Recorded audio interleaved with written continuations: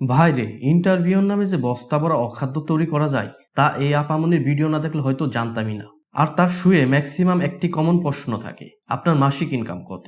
ওই দিন আমার কাকা হাউন আঙ্কেল কইতাছে, এই মায়াটা খালি সবার ইনকামের খোঁজ নাই কেন? এই মায়ার কি মাল্টি ফাংশনাল কোনো বিজনেস আছে? জানার উদ্দেশ্যে আমার কাকা হাউন আঙ্কেল আমি জিজ্ঞেস করলাম, মাল্টি ন্যাশনাল বিজনেস শুনছি, কিন্তু মাল্টি ফাংশনাল বিজনেস এটা আবার কি? উত্তরে আমার হাউন আঙ্কেল কইল, এটা আমাদের গোপন মিশন, তুই বুঝবি না। যাই হোক, আমার বোঝার দরকার নেই, আমি বুঝা কনসা বিসিএস দিতে যাবো। ভাই রে ভাই, আপনারা যারা চিন্তা ভাবনা করতেছেন সামনে বিসিএস দিবেন, তারা অবশ্যই আপামনির রেগুলার শোগুলো দেখতে পারেন। বলা তো যায় না, এই আপামনির 90% কোশ্চেনই আপনার বিসিএস এ কমন পড়ে যেতে পারে। সেদিন তো আমার বন্ধু কদ্দুস স্যার আমার চোখ দুইটা বাইদ্যা হাতের মাঝে একটি শশা দিয়ে কইতাছে, বলতো কি? তখন আমি থতমত হইয়া কইলাম, আরে শালা, এত বড় মেশিন গান কি খায় বানাইলি? উত্তরে তখন কদ্দুসা কইল, দেখলি তো পারলি না, আসলে এটা শশা।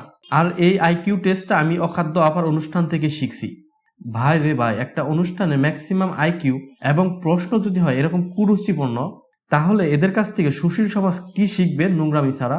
একটা জিনিস খেয়াল করলাম, এই অখাদ্য আপার অনুষ্ঠানের গেস্টের মাথায় বুদ্ধির থেকে হাগুর পরিমাণটাই বেশি। অবশেষে আমি কেজি টপার অখাদ্যপার উদ্দেশ্যে একটা কামের কথা কই, এসব নোংরা আবর্জনা জাতির সামনে ঘাটাঘাটি করে দুর্গন্ধ ছড়াবেন না। জ্ঞানী লোকদের ইনভাইট করুন, তাদের পরিশ্রম এবং স্ট্রাগলের কথা তুলে ধরুন, জাতি হয়তো ভালো কিছু শিখতে পারবে।